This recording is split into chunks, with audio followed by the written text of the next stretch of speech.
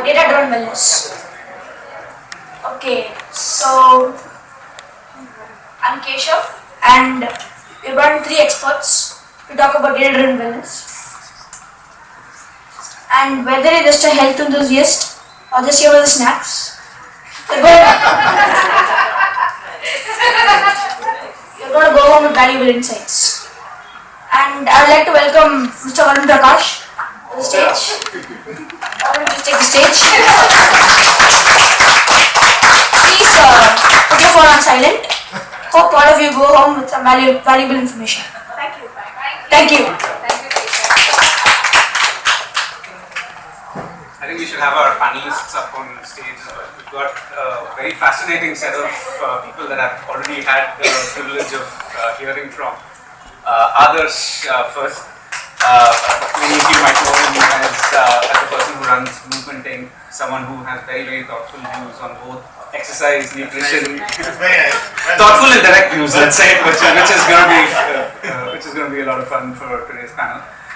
Srividya, who's a nutritionist, works with post-menopausal women in addition to many other things that she does.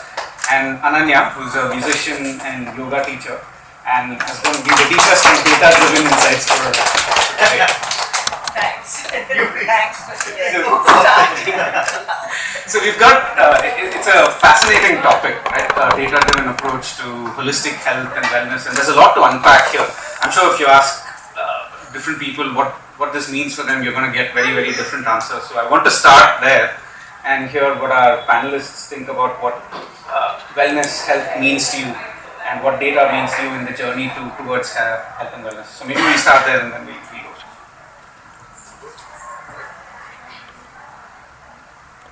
So can you guys hear me without the mic? We need the mic for the video. Oh, video got it. No problem. Alright. Hello? Hello? Yeah.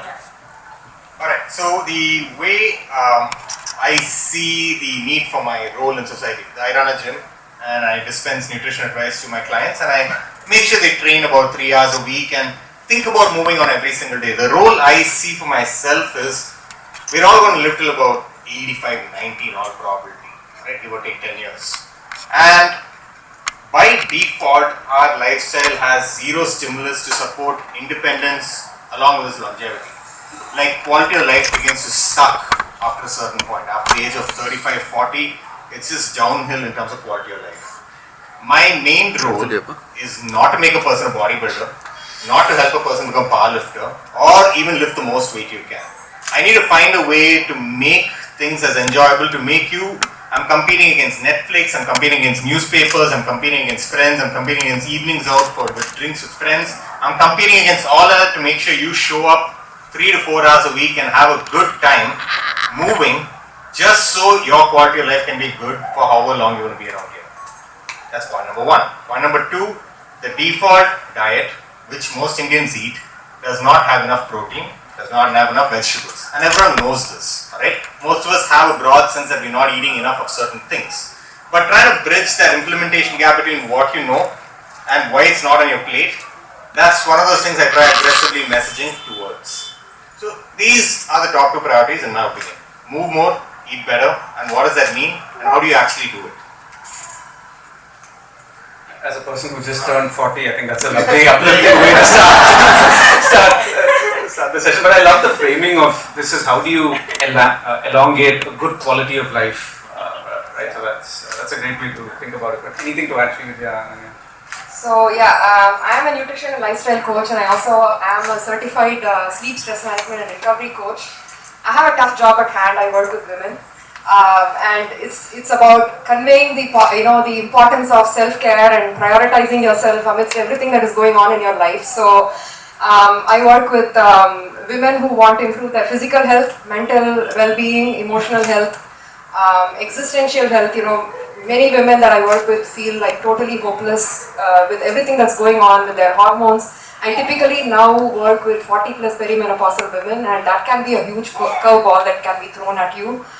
Totally unawares, and the weight just piles up on you, and suddenly you're left with this huge belly fat and you don't know how to deal with it. You're dealing with HbA1c numbers, high numbers, hypothyroidism, high cholesterol, and poor sleep because of hot flashes and everything.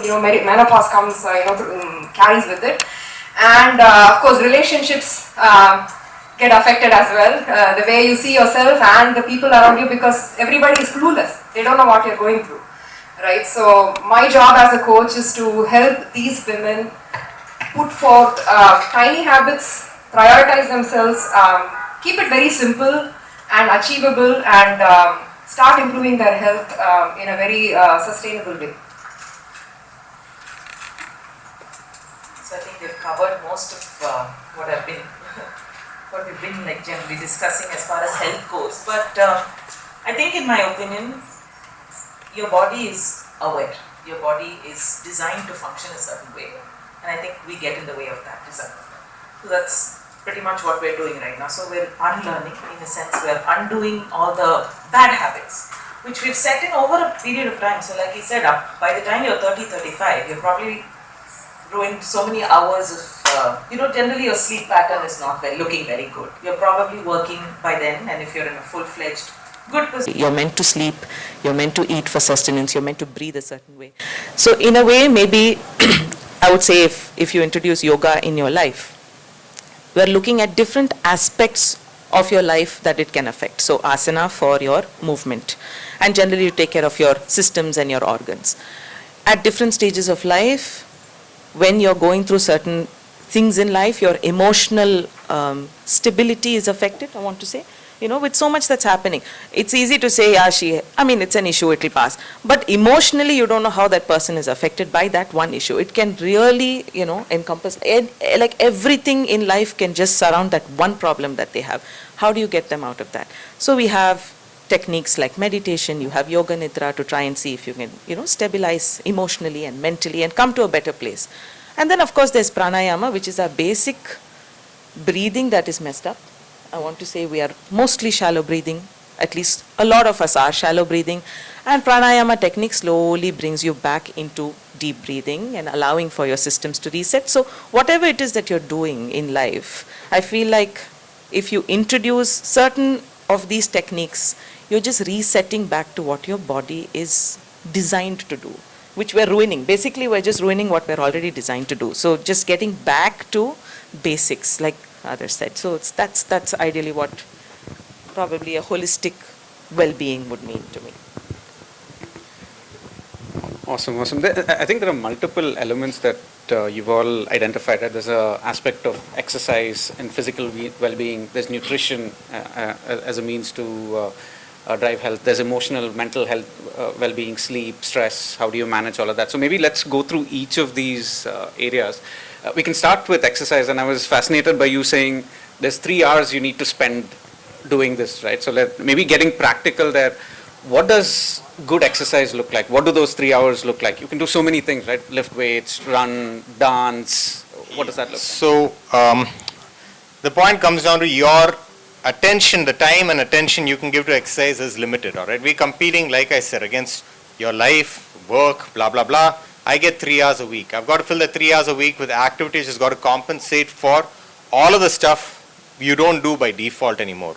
Your active, what would an active lifestyle entail? You've got these joints, you've got your shoulder, you've got your knees, you've got your back, you've got your hips, and all these joints are capable of all this variety of movement. You can produce all this force to move loads, and for millions of years your bodies have evolved to essentially move things and keep that muscle, retain muscle, and generally move a whole bunch and produce a lot of force. And over the last 200 years, call it convenience. Most of our ancestors, I'm still convinced, would trade their lives for us and the conveniences we have. But we don't have that crucial bit of stimulus of activity and force production and stronger bones. What's needed for stronger bones, we don't get it on a daily basis by default. If you default to a certain lifestyle, there's no movement in it. All right? But you can only give me 3 hours a week because that's life right now. In those 3 hours, what do I have to stuff it with for it to be useful 3 hours? Number one, I've got to get you to produce as much force as you can with your constraints that you have. If you have knee pain, shoulder pain, back pain, let's just say you can't bend your knees as much as you used to when you were younger, or you can't move your shoulders as you used to. How can I get you to produce as much force using the range that you have? And how can I systematically work on improving your capacity to move and move more, and even use your joints to the degree of freedom that they're capable of doing. You can lift your arms all the way overhead. Can you no longer do that? Well, how do we get back then? How do we produce force in that range? We need to look at the gym time as time you spend restoring capacity, number one, and also giving you, empowering you, basically letting you do things with greater independence. Your car is stuck on the road, you shouldn't need 3 people to push it. You should be able to do it yourself. Your grocery bags are 3 bags, weigh about 20 kilos, you should be able to carry it. So walk up the stairs, 3 flights of stairs, you shouldn't be out of breath. That's not the default. All the stuff we take for granted as aging is nonsense, for a lack of a better word, or a controlled word. Yeah, it's nonsense. Going 3 flights of stairs shouldn't have you, out of breath. It's just, that's not the default. So we've really got to start, how do we put this? Taking a relook at what our capacities are. What are we capable of? You may lie wherever you want on the bell curve. You may not be the strongest by design. I'm not, for example, a genetic specimen by any measure. But we can inculcate and keep some capacities, and that's essentially what those hours of training should do. Make you as strong as you can, and make sure you're having a good enough time that you want to keep doing it. I want to talk about the link between yoga and exercise as well, because many of the things he spoke about, right, applying force against things that you want to work, stretching, working different elements, at least for someone who's never done yoga before, the first time I tried it, it was a rude shock on how difficult it is to maintain a pose. So maybe I'd love to get your views on... No, see, here's the thing. With asana practice, when you say yoga and exercise, we're talking only about asana practice. There's a lot of elements that cover, the science behind yoga. So when you speak of asana practice, you choose a class that allows for everybody to operate at the same time. That is where because I never ask people who are joining, have you done yoga before? I don't care. You can come even if you've not done yoga before. Because the same asana can be modified to suit. Because exactly like he said, one person in your class can raise their arms all the way up. One person, let's say, has, shoulder issues and this is their range. What can you do without compromising on form and function? That is it. That's all. Work with what you have. So your body is allowing you to move this much today. Use that to your advantage and move. So if it's a forward bend, that is the biggest issue I have. Usually when I have people coming in class, I can't bend forward, my lower back hurts. Okay, how much can you bend? And where can you stop and keep the integrity of your spine? Ideally, that's what you need to do. So in a class, I should be able to accommodate, let's say, someone who has a root shock and someone like, let's say, a Kara, who will ace. So I'm just saying, there's somebody who is stronger than you are, who is possibly able to, only because they understand anatomy better or they know how to shift body weight to achieve an asana. And until you get there, what can I do to keep you comfortable enough to attend the class again and not give up? I would like for everybody to come back, So it's as simple as that. It's working with what you have. It's not forcing, the traditional asana looks like this. It looks like this in pictures. I want to look exactly. No, you can't. Your body is different from this person's who is in the picture. So you will attain whatever it is that you can closest to the traditional form. And with practice, you will get there. That's all. So maybe we can shift to nutrition, and Srividya, I'd love to get your thoughts on this. Right? Again, how should we think about, what is good from a data point of view on nutrition? Where do we get started? So what's good is going to be very different for each individual based on their preferences, and unless it is medically necessary, I would say don't avoid your carbs. You definitely need your carbs. So I would say plate your meal, prioritizing your protein. Your protein is your superstar of the meal. So plate your meal around that, and definitely get about 1 to 2 servings of vegetables in your meal. And apart from that, moderate amount of carbs. So just enough carbs is good enough. We don't need a whole lot. That's something that we need to understand, especially if you're a 40-plus woman. Yeah. With aging, your movement, but I work with women, so I have to work with my sample size. So if you're 40-plus, with aging, the movement goes down, so you definitely don't need a whole lot of food. That's number one. Second thing is, again, if you are a 40-plus woman with declining estrogen, your muscle mass goes down. And which places a huge deal of necessity for strength training. Again, strength training helps you preserve your muscle mass or at least minimize the loss that comes with aging. And the second important component is, of course, protein in your meal. From seeing a lot of women with high HbA1c and high cholesterol numbers, definitely focus on fiber is much higher. That's something that I would like for you to really focus on with every meal. Like, and again, fiber is not just vegetables and fruit, but your legumes, your lentils, your whole grains, healthy fats, your seeds and nuts, those also carry fiber. But for the purposes of improved body composition, I would focus on low calorie foods, low calorie fibers, which are basically your vegetables and your fruit. So a balanced meal with half the plate with vegetables, quarter plate with protein, quarter plate with carbs is a good start. Use that as a guideline, and then you can adjust it based on your goals or your energy levels or the activity that you're going to be doing later, for which you would need a little bit more carbs than the guideline suggests actually. And you Yeah, topping off to what she said, why now most of us will not be surprised by what was just said, right? I mean, we all generically we know the stuff. But what seems to be missing right now is, generally when countries have gotten richer historically, and India's upper class have gotten way richer in the last 20 years, what's generally happened is protein consumption goes up, kids get taller, people get stronger, people start spending a little more time on recreation, people start working out more, moving more, blah, blah, blah. That's generally been the historic trend when a country has gotten richer, like a pocket of our society has in the last 20 years. Now, for some reason, our protein consumption hasn't kept up with our incomes. And generally, countries like South Korea, where incomes shot up in the 60s and 70s, an entire generation popped up by about 4 inches simply because of protein and calorie consumption. And we haven't seen that catch up yet in India. We haven't seen it. Even in our upper quartile of kids, they haven't gotten that much taller. Again, lack of protein.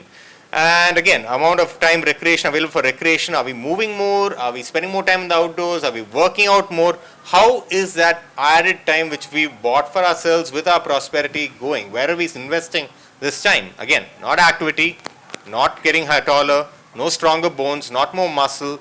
So our general ideal of statistical progress, as we put it, is we do keep talking about GDP growth, we talk about per capita income, we talk about how much more we're spending, but qualitatively and quantitatively, if you had to look at how our body composition has improved, for example, is the average Indian leaner, even if they weigh the right amount, even if by the BMI chart you weigh 70 kilos and you're supposed to weigh 70 kilos. What is in that 70 kilos? Is that bone? Is that fat? Is that muscle? What are you carrying in that 70 number? Right now, these stats don't look good, because simply put, our body composition hasn't kept up with our incomes. Right? So we need to basically take a look at, why am I not putting more protein on my plate? Is it that I am just anchoring to habits in the last 20-25 years? I've just not changed or tuned out of my old habits where protein was just so unaffordable that it's not on my plate historically, because that's been a pattern. Like when a society is a little poorer or relatively speaking has less money, we spend less on protein. And the richer we get, the more dairy we consume, the more cheese we consume, the more meat, the more eggs, more money you have for protein, more proteins on your plate. Why hasn't that catch up happened? Now these are things where we're going to actively need to intervene, simply because it's not just going to fall on your plate, right? Your store shelf isn't going to magically change. Only when you make a demand for something to happen is that actually going to happen on your store shelf. So how do you actively intervene on some of these things? How do you direct more people into play, into activity? And I'm a big proponent of it happening very early in life. Simply because if you make it a habit to eat 3 eggs in the morning every morning and it's just non-negotiable, your kid's going to get 16 grams of protein, which most average Indian adults don't get yet by the looks of it. We struggle to get to 20 grams, right? So the statistics, from the data, strict data, per capita protein consumption has to go up. Per capita time spent in the gym has to go up, or even spent in the gym, I know I benefit, but it has to go up. And the amount of muscle the average Indian is carrying has to go up. The average Indian's bone density has to go up. So these 4 stats kind of captures the dilemma which we have right now. Income's up, health not so much. So we wind up spending more in hospitals.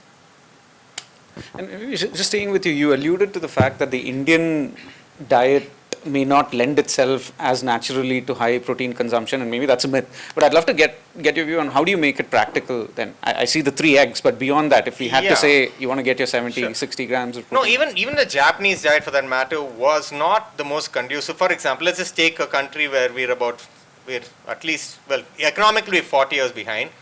Habits-wise, we're 120 years behind. I'm joking, but not exactly. It's just, yeah, but in actuality, when the Japanese diet was very rice biased, they weren't getting as much protein either. What generally happened is, as societal attitudes shifted post World War II, they wound up eating more meat. For example, meat consumption went through the roof.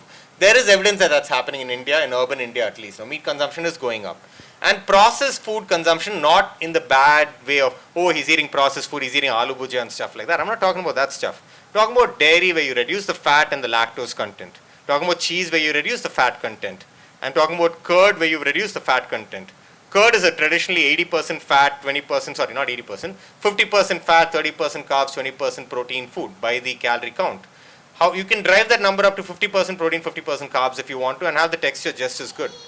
Are we consuming these foods? Are we demanding more of these foods? I'm not seeing that happen, but our existing palate can be adjusted. You could get, say, more lentils and legumes dominating your plate versus rice, for example. You could have your dairy, your high fat, high carb dairy dominated with more protein dominant dairy. Option 2. You could have a little more soy, which in my opinion, I haven't done it, so I don't advocate this. I don't know how. Some people do manage to incorporate soy. I suck at it because I don't like how it tastes. But if you're someone who can include a little more soy on your plate, try it out. So that getting to 70-80 grams of protein isn't, I wouldn't say from the food perspective or the cooking perspective or on the picking stuff from the shelf perspective is challenging, but it does call for a little, Vidya's going to love this word, mindfulness. Oh God, I despise that word because I subscribe to this idea that And you've used it, so. But I subscribe to the idea that desire has got to outweigh mindfulness at some level, in the sense that you will be mindful if you desire it hard enough, is my thinking. If you really want something badly enough, you'll do what's necessary for it. So if you want to be leaner, you will do what it takes to be leaner. If you want more muscle, you will do what it takes to have more muscle, right? So the mindfulness has go hand in hand with the conviction / actual, I want this, you know. When you sit and watch a TV show, you binge watch Game of Thrones or whatever else is streaming a thing for 3 hours a day, you've shown a clear desire to do that. Why is that desire not extending to spending 10 minutes in the aisle in a grocery store picking something better out? Why can't you spend those 2 hours and 40 minutes on Game of Thrones? 20 minutes can go towards a little bit of training, right? A little bit of activity. It's inconvenient. It's harder. And so we don't do it. But we've got to figure out how to reduce the barriers to this, how to make it more fun, how to gamify it in your head. How do you find that little deep, little well to desire to do it? So I want to pick on mindfulness now. Yeah. I think that's the last pillar that we... I gave you as an You know, intro. so You're thank into it. Mindfulness with you. There you go. It's an intro. By the way, if any of you have questions, do we still have that WhatsApp thing where, or you can just, yeah. Can we just hear her on mindfulness first, and then we'll come back to you if that's okay? Yeah. So Adarsh mentioned 2 things. One is mindfulness and the other one is intent, right? So I would start with your goals and understand the why behind the goal. Why do you want to do this, right? If the goal is very superficial, you're not going to do this forever, right? It's got to have deep meaning. I disagree mildly, but fine. You've got to have a bigger meaning attached to that goal in order for you to put forth consistent efforts. So that's one thing. And the second thing is being mindful while you're plating your meal. Like right when you're plating your meal, can you ask yourself, does it tick off boxes for protein? Like where is my protein going to come from? And it can be very simple sources, like curd, tofu, right, or paneer. Now Amul has come up with amazing products. If you can afford it, definitely buy them. It's 15-gram buttermilk. They've come up with 25-gram whey protein, and now the most recent is low-fat paneer. Again, you can buy them and store them and use them mindfully in your plate. The other thing definitely is legumes and lentils. Nuts and seeds have some protein. They are not protein sources like peanuts or verkadla sapade, it's protein. No, it's not. It's fats actually. You can actually gain a whole lot of fat if you're going over your calorie surplus by eating a whole lot of peanuts. So be very cautious with the nuts consumption and the seeds consumption. Seeds also carry a lot of calories, so be very cautious about that. So what I'm saying is every little thing adds up. If you're being very careful about right from the start of your day, planning your meals, again, that goes a long way. Having a structure and system for your planning and then prepping ahead, right? Where is my food going to come from for breakfast? Where is my protein going to come from for that meal? What about lunch? What about snack? What about dinner? So if you can anticipate your hunger and plan your meals, it's going to set you off on a good start for consistent meals. And consistency is what is going to get you to whatever goals that you want for yourself. Hello. Yeah, I had a small question. You see, like we are Punjabis, and there are a lot of communities who, when they think of protein, it is synonymous with non-vegetarian. Now, my children would also like to have non-veg instead of the soya or the dals. Now, right. It's a no-brainer. So now the issue at my hand is very simple, that nowadays there is a huge number of broiler chicken in the market. Now those are not good for health of girls, especially if the periods come early, and it has different impact on the health. Now in this kind of situation, my only option is to go for mutton, but then the other people in the family, they have heart issues, mutton is not okay. So how to select a chicken? Are there some pointers or any other ideas? Because Chicken breast is the leanest form of protein as far as chicken is concerned. So I would say any meat is okay so long as you're moderating the consumption. Of course, broiler chicken, if you feel like, oh, it's just too much, I can't handle it, that's okay. There are other forms of meat. Do you eat fish? no. Okay. No fish, no seafood. My question is how to identify broiler chicken, because there's so much of it in the market. Sells that kind of chicken, right? Country chicken meat. Natu kori or, country chicken, yeah. It's a tougher meat. Your kids might like it a little less. But it is there. It is there. You do get Or eggs, if they like eggs, that's great. But the egg gravies are, a good chicken, country chicken generally sell for about a 35 to 40% premium over regular chicken. It is available, not in all shops. You do have to look a bit, but it is entering the supply chain increasingly. I don't know, guys, like Licious has it, right? A country chicken option. Licious has a country chicken option. And even the other couple of brands. Fresh to home or something. Yeah, exactly. 3-4 brands who have a country chicken where basically they're raised on, they make it seem like it's heaven, but they're still getting slaughtered. But they're running around a little bit more. The omega-3 profiles are better. Just say, the omega-3 profiles are better. They're a little leaner. The entire chicken is a little bit leaner. It's like a chicken that's been working out. And you're going to eat it. So almost everything about the chicken is better. But you do pay a premium for it, and I think that's been the leading factor. Like I said, our incomes haven't kept up with our spending on quality food. And that's something we need to consciously think about more. Our tourism spends, our discretionary spending is shot through the roof. But the amount we spend on food, we're still cheap as hell. I don't know why. I'm not saying you guys, I'm not saying you are particularly, I'm not saying you are particular, but I'm just saying that in general, when you look at the statistics, it hasn't kept up. So we need to be willing to pay a premium for better foods. And if the Akshay Kalpa guys make this point, I was talking to this dairy company which is trying to do more ethical dairy. They're making sure the cow is fed better. They're taking care of the life cycle of the cow and stuff. But the milk costs more. Because when you want to give a cow hay which isn't being say it isn't laden with pesticides or insecticides, and the omega-3 in the feed is better for the cow and the milk quality is better, it costs more money. Are we willing to pay that premium as a society is, again, jury's still out. Thank you so much, everybody. Any other questions? My question is for Srividya. So what is your take on this fad diets like the keto, and they say vegan, or there is paleo and something like that? So and then there is also another which is also a fad diet which says that you have to have only the locally produced or culturally native food. So how does that measure vis-a-vis in terms of health outcomes? Maybe that they may be ethically fine, but in terms of health outcomes vis-a-vis the fad diets such as keto or paleo or vegan? So as I said earlier, unless it is medically necessary, you don't need to do any of these fad diets.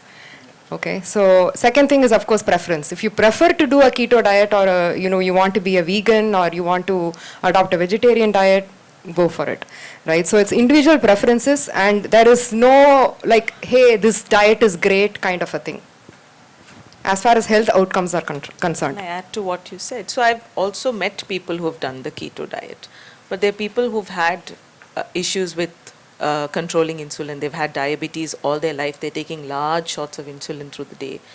And after they switch to the keto diet, they're seeing so much of positive change in the body, so much so that they've gotten rid of all the medication and they're happy and they're medicine free and they're living quite healthily. To their standards, medicine free is a luxury because they've been addicted to the medication. Like they need it to survive. So imagine not being addicted to medication. Then, like she said, medically, if you need to switch to a diet like keto, if you're doing it for vanity's sake or just going to lose that water weight for the first few months, and then you switch back, you're possibly going to gain all the weight again. So if you're doing it just for weight, just to look a certain way, then it might not be the most, sustainable as far as. There's a Yeah. I got us. I have a very contrarian opinion to that. I exercise regularly and it's primarily for vanity. So the fact Very that... vain household. By the way, that's my wife. No, We're a vanity household. So I have an ideal and I feel like, leaner is better. Yeah. And of course, when I'm heavier, it affects my quality of life. Absolutely. So that See- vanity, I feel, is not as shallow a goal as you guys are making it No, out to be. absolutely not. There's no How judgment. dare you call us thin? Yeah, how I dare feel you? better when I'm thinner. I'm No, able see, to here's do- the thing. yeah. Absolutely. There's no judgment here as far as vanity is, it's a goal and The you're fact able that the to. health industry makes that like a not so ideal goal versus, if you yeah, really see, that's want because, see, also today there's half statements being produced, which is the problem. They'll be like, Okay, I don't have worry another about opinion this, for don't that worry. as well. Yeah. I do feel like the consensus in the data, at least in the wellness industry, is constantly changing. You guys keep saying things differently, Yeah. So sometimes I'm like the these day. Who's these guys? Not me. Wait, When I say these people? guys, I mean. So I mean largely the industry. There's a study for everything, and there's a new kind of this is what is the that norm. brings us I back think to the the no point answer. to address this question, if I may. If there's a Venn diagram, there's ethics, there's morality, and there's what works, all right? You can find what works to suit your ethics and morality very conveniently. But most people wind up confusing the three. They think it's all one giant circle. It's not. People have gotten great results people with diabetes, horrible HbA1c values, blah, blah, blah, have gotten in control while having carbohydrates, fat, and protein in their diet. Okay. So all we now know is that if carbohydrate, fat plus protein is equal to 100% of the calories you eat, which is, unless you're an alcoholic, which no one should be, but if all those three macronutrients account for 100%, if you get the denominator of how many calories you need in a day right, you can mix and match at 100% in many ways to produce good outcomes. If you understand that, this is another problem with most of us, we have no clue how much energy we need in a day. It's always this vague talk of, hey, I'm eating so little, I'm eating so much, I'm eating too much, I ate that buffet. It's never, hey, I know I roughly need to eat about this much, but I'm overshooting that a little too much. So there is a lack of precision when it comes to how we talk about nutrition, because of which it leaves these subjective little conversations about, I felt like this about this diet. The diet doesn't care, it doesn't have feelings. Neither should you have about feelings about diets. Are you able to eat the amount of energy you should be eating within the constraints you are producing with your morality and the household ability to produce food or make for certain foods and what you can purchase? So let's not confuse these things. There are guys out there, vegan diet guys in the West who have better luck with the vegan diet than anyone in India would, because per capita protein consumption is higher. It's more convenient to get vegan protein sources, and it's cheaper to get vegan protein sources. It costs you about 1.5 to $2 a gram for vegan protein in the West. It costs about $4.50 a gram to buy vegan protein in here. So it is cheaper to be a vegan in the US. So it's going to be more optimal for you to try and work towards good outcomes with the vegan diet. So there is a big question of, is this economically viable in your country? It is the most viable path right now is to be an ovo-lacto vegetarian in India. Dairy is cheap, eggs are fairly reasonably priced. That would be the most pragmatic path ahead if you figure out how much you need to be eating. But if you decide you're going to do this outlier thing where I'm only going to eat a cow that was slaughtered on a full moon day, I'm only going to eat the leanest part of that cow, and you're going to pay like say $1,000 a gram for protein, it's not viable, and people inherently blame the diet when it's not the diet's fault. You picked something which was not economically viable, and that's why it failed. So find out what works for your habits, find out what works for your household constraints, and see if you actually enjoy doing the damn thing, and then get a sense of, hey, I am within the ballpark of the right amount of energy. And this is how it works. within the constraint of 70 grams of protein, of course. So that's one fine footprint there, but at least 70 grams of protein. We sell that idea pretty hard. Awesome. This has been a fascinating discussion. I'm being told that we are way over time. I think the challenge with this topic is there are very few absolute truths, right? There are broad guidelines, there are things you can do, but it's not like it should be 3 hours and not 3 hours and 15 minutes, 2 hours and 45 minutes. But the broad truth is you need to exercise more. You need a mix of strength, stretch, etc. Multiple elements. More strength. Yeah. Nutrition again. Let's end on that note. Hey, we all want in now. Fortunately, we have a panel with diverse opinions. Similarly with nutrition, right? Broad guideline that there's a certain amount of calories, but it's not a precise, it has to be 1,700 or 900 or 850, right? But get more protein, have more vegetables. A ballpark sense of your calorie intake. Correct. Ballpark sense. And to the point on, vanity, again, if it serves, we were discussing that if it serves as a means of whatever incentive floats your boat, whatever floats your boat, you want to. Exactly. There's no judgment. If vanity is what it is, but then you have to stick to it. Yeah. Don't lose your way, like obviously with Stop looking, yes, keep looking in the mirror. It's important. We do it. We have mirrors everywhere in our house. No, but the challenge with that is what is the choice it's leading to, right? If it leads to a healthy diet and exercise, that's fantastic. But if it leads to pills to throw up the food you've eaten, it's not great. See, that's where, again, there aren't. There are I agree with that. Let's not throw up every day at home. I agree with that. So there are, I think there are broad guidelines, broad set of practices we can follow, and it's been fantastic listening to you as well. And I love the candor and I love the diversity of opinion here as well. So thank you folks for making this super interesting. Thank you. Thank you so much.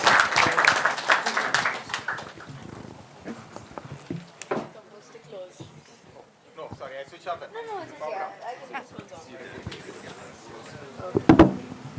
Today, our panelists shared wonderful points on how data can inform our wellness journeys, from optimizing fitness routines to achieving nutritional balance. It's clear that using data thoughtfully can lead to more personalized and effective health strategies.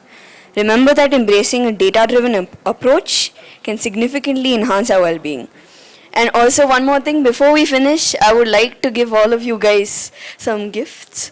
I don't know where they are. Oh, sorry. I'm so sorry. But yeah, you want to give them or should I? Okay. Thank you. I think he wants a photo with you. Giving me the gift. Very politician-like. Thank you. Okay. Thank you. Should I make like a face? Nice. You should clap. Oh. No, I'm joking. It's fine. Oh, okay. Yes. Yes.